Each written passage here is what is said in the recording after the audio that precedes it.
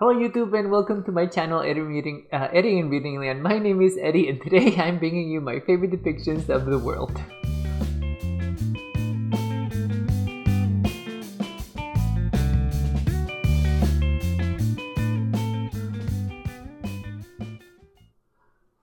Okay guys, let's start with the first card. As always, I'm going to show you two honorable mentions and well, I guess one honorable mention and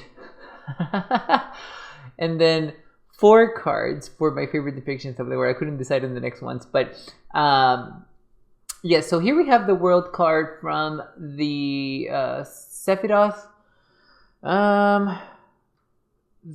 the Spheres of Heaven tarot by various artists that I'm going to put right over here in the bottom of the video, because there are like 4 or 5 people that created this tarot.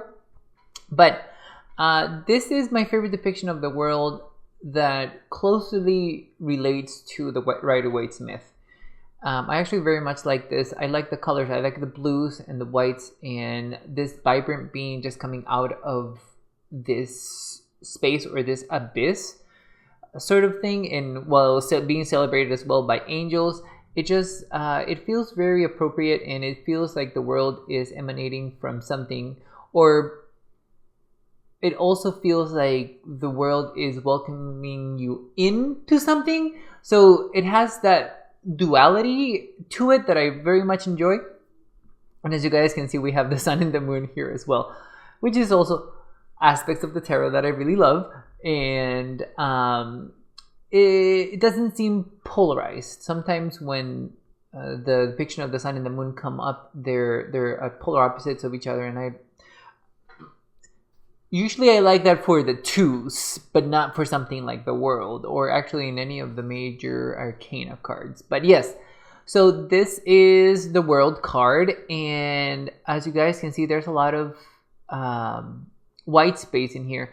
But as you also can see here, oh, by the way, there's going to be nudity in this video. Actually, I think most of these cards have nudity, but whatever. As you guys can see, this is quite the androgynous person, and they seem to be trans as well. So you know, good for them for representation in the tarot. I think the other one that features other prominent trans people are in the Fyodor Pavlov deck. But this is really something that, God, I don't think I've seen another world card where there's a trans person being celebrated, or being this divine being in a card, and especially not with such grace like this one. There's probably more out there. I hope there are. I really hope there are.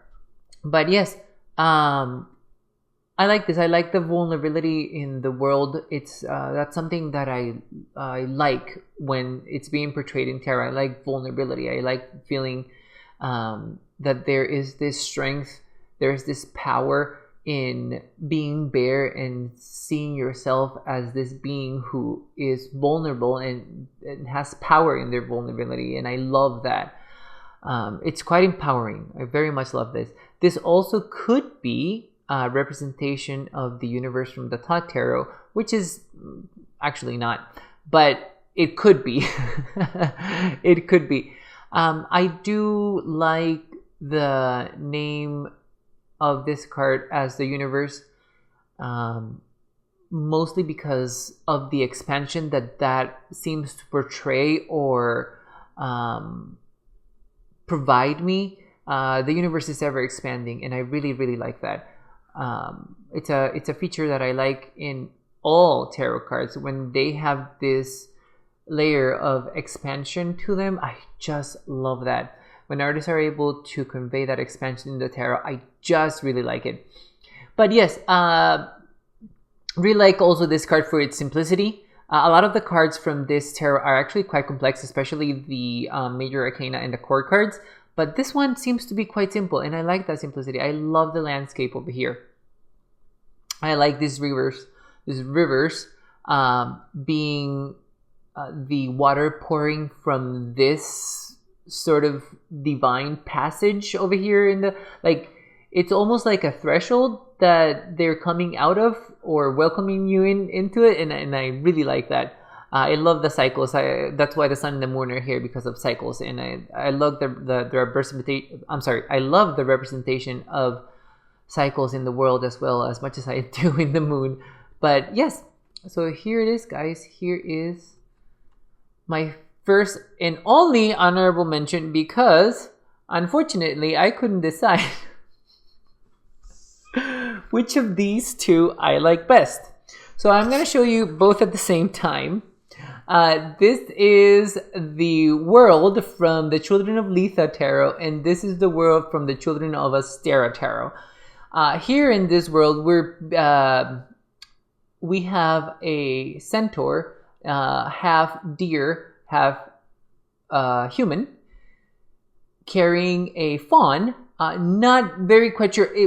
Sia doesn't really say that it is this being's child or baby, but she does say that she's carrying the new life, this new life as the world. And in this part over here, we have ivy, fern, and moss, and they are a representation of maiden, mother, and crone. So basically we have a sort of like a Hecate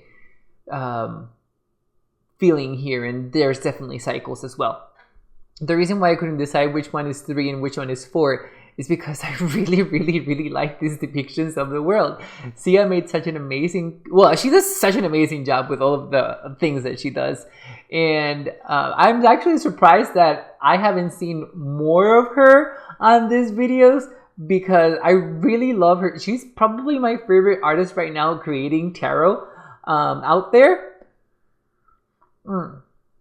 And by the way, she has a new campaign for a Kickstarter with some mermaid pins that she did depicting the 7 classic planets from astrology. I'll leave a link down below so that you guys can see it and check it out for yourselves, because I mean, I bought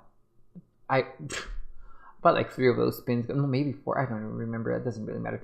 But yeah, I love supporting her because she's just so amazing, and she puts out such amazing intellectualized tarot out there, and she's such a fantastic artist. As you guys can see, this is beautiful. You can see her art style, it's so gorgeous. And I love the fact that she changes the tarot every single time that she makes one. It's just, oh, I am such in awe with them. But okay, this is not about Sia. This is about the world card. These represent 2 different aspects of the world to me. I'm pretty sure that it doesn't for Sia, because she was the one that drew them. But to me, this is more a holding on to life, that it represents more the life cycle and the mysteries that we encounter in life than anything else. I love the maze or the spiral here in this this rock in the background, and I love the fact that we have 2 trees here, mostly like pillars. They look like pillars to me, but you know, to quote Marielle, 2 trees make a great gateway, and this is exactly what that is. It also feels quite inviting.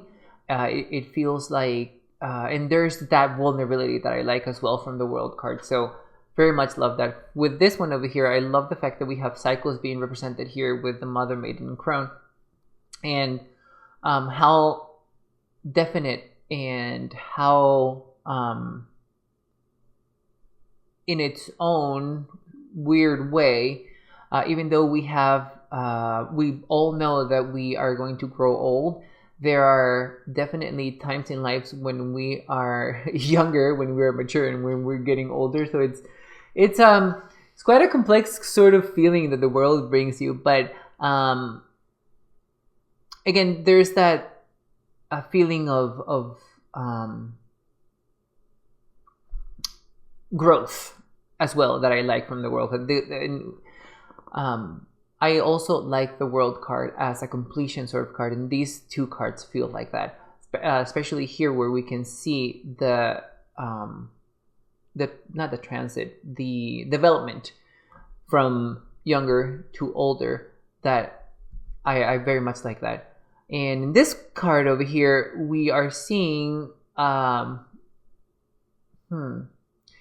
it's almost as if this world card is carrying the Fool with them. And don't remember where I read this, but there is, I read so many books on tarot, guys, I'm so sorry. I have heard other people mentioning it. The world is where the Fool steps from, and it's where the Fool lands when they jump. So this is exactly that sort of feel. This is the world where we're experiencing that Fool, right? And I love that. I love the fact it just, the world card is such a great card, and it's so finite. that's the right word. It's funny that it is the last card in the major arcana, because it does feel like that completion. It feels like this wholeness, and it feels like you are going through a threshold, like you finished something and you're going to start something else. And I like that about the world. And this is exactly what I'm seeing in these representations by Thea Hunt for her beautiful decks. But yeah, so moving on to number 2. And I swear this one is just one. It is just one card, guys. And this is the Universe from the Conjunction Tarot by Ina Alderit. I love this tarot, and I love this card so much. The reason why I like this card so much is because I can see here a microcosmos and I can see a macrocosmos all at the same time. Ina actually talks about the card being a representation of the eye of Shiva, the eye of creation and the eye of destruction. So there's that sort of cycle there with creation and destruction in the world. She also says that this is the Orphic egg, where all of the accumulation of knowledge is kept, and where it can be shared as well. There's a lot of symbology here. I see what I thought was the goddess Nut over here, but according to Ina, in her book, and not in the little book that comes with this tarot, I bought the hardcover version of the book, and there's a lot more information on the majors there. This is the goddess from the Lust card. As you guys can see, she's dancing with a snake over here. But I like for this goddess to symbolize actually the goddess Nut. It makes a lot more sense for the Universe card for there to be Nut, because she is actually the night sky, right? She's that space. And it also feels very expansive when I see the goddess Nut here. Not that the Babylon doesn't work for the world card, because it does. I mean, we also experience the world or the universe as a dancer, right? So that's great. I love this card. I love how expansive it looks. I'm sorry, not Sia. Ina does talk about the maze surrounding the eye, or the eyes, or the egg, as the path that we traverse through life, and all of the lessons that we learn, and how difficult that is. It's not a straight line. It's always ups and downs and turns that we take. So I thought that was very appropriate for the world card. There's also an empty throne over here. This is an empty throne, guys. Let me show you. This is where the new being from what was the Eon in the past card is supposed to be crowned and supposed to reign. That's the throne for them. So in a way, the world card is basically the well, I was going to say the throne, but it feels more like the world where this Eon is being born into, or is being brought into. And I very much like that. Ina also talks about the trees over here that are linked with each other, by the way, through the roots and actually through the canopies. as being a representation of the original cherubims from the Rider-Waite-Smith, which is fine. But I actually like that. I like the trees because it's not only connection and unification, it's also growth and development. And again, it just plays really well with the expansion and the feeling of wholeness and the feeling of universal energy that the universe is supposed to portray, or that I like to see in the universe card, as in any case. So I very much like that. Not to mention that this is extremely detailed artwork, and it is just so good. It's just so scrumptious. If I can eat this card, I would. It probably will taste like meringue pie, because it's just, oh god, it's so sweet, and it's just so cool. And not to mention that there's spirals, as you guys can see, and you guys know that I love spirals. And it just looks weird, guys. And I know this is not an abstract representation of the world card, or the universe in this case, but that's exactly how that feels. This chaotic energy organized in this depiction of the universe. It's so good, guys. It's just so good. She did an amazing job with that tarot. And again, not to mention, there's 3 snakes in being depicted here. There's one over here, there's one over here, and there's one over here. And actually, now that I'm seeing this, I think it's just 2 snakes, guys. I think this is one big long snake, because I see the head here and the tail here. So, okay, so my apologies. There's 2 snakes in here.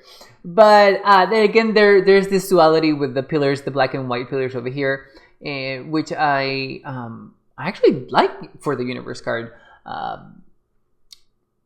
It's funny because I like duality, but I don't like polarization for the universe card. That is nonsensical. I know that there's a difference between those 2 things, but they play so well with each other, so why wouldn't I like it? As in any case, guys, the other thing that I was going to mention about this card is the color scheme. As you guys can see, it's heavily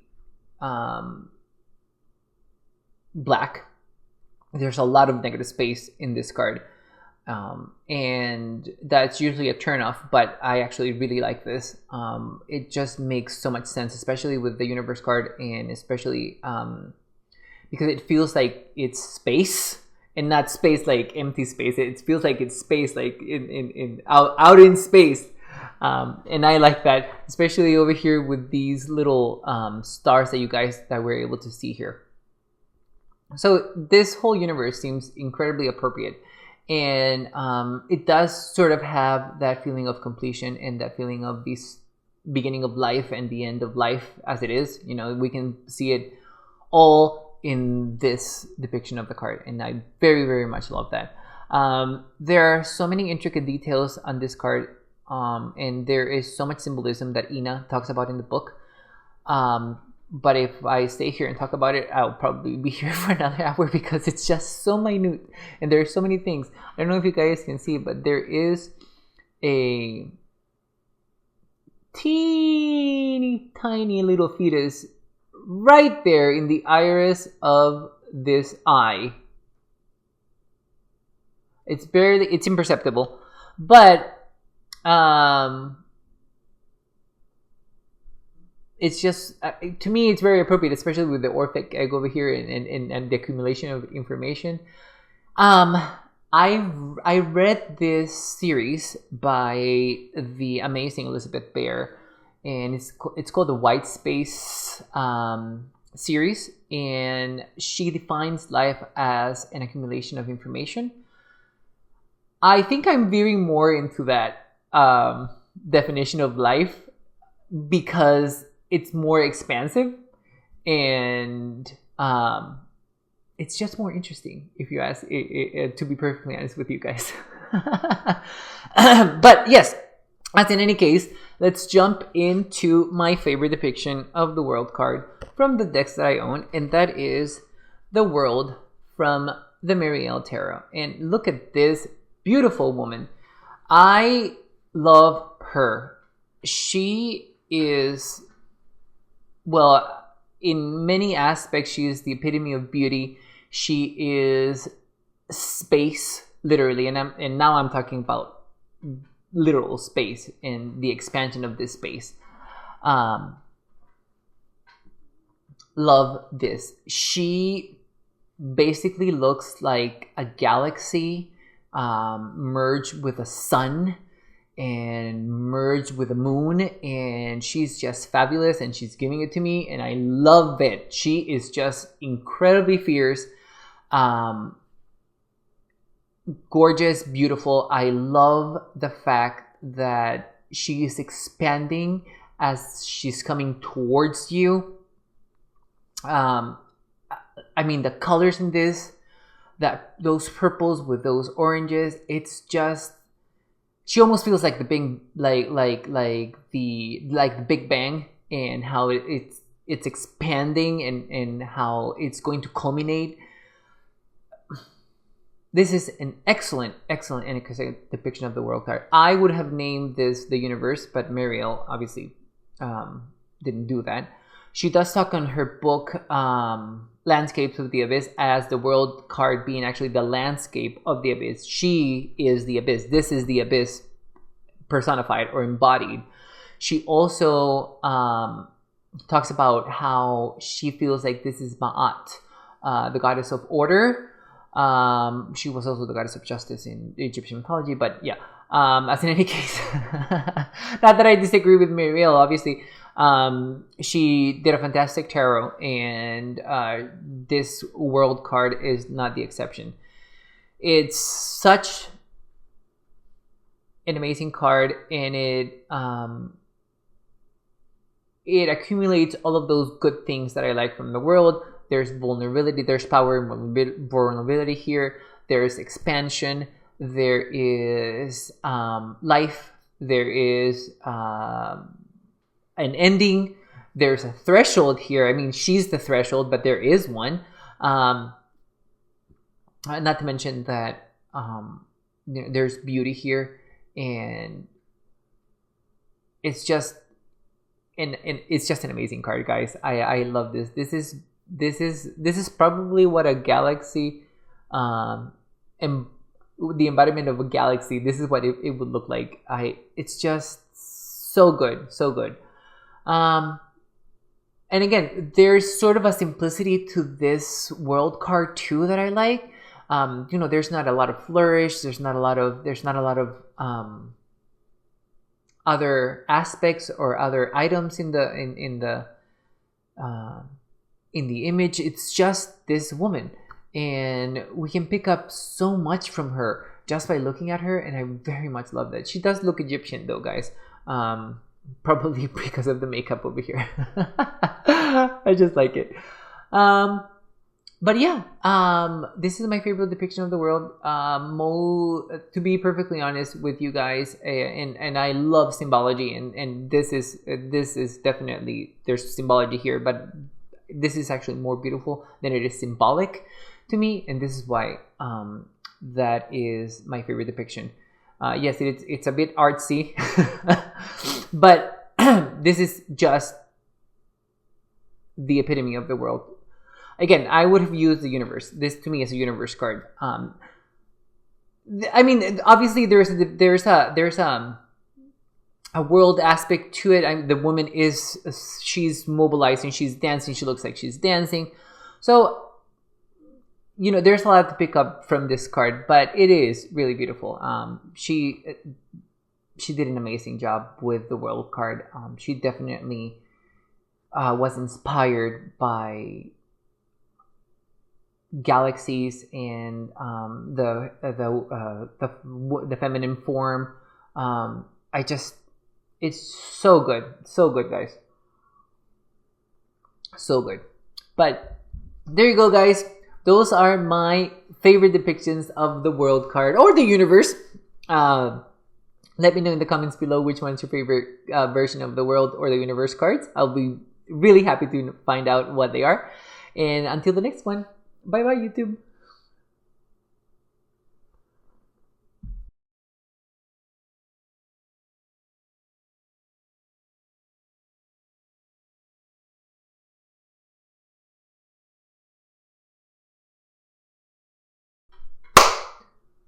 Okay, I'm clapping for my husband so that he can do his thing. You're welcome. I'm such a good husband. Rejoice. Okay, stop talking because I'm gonna begin now.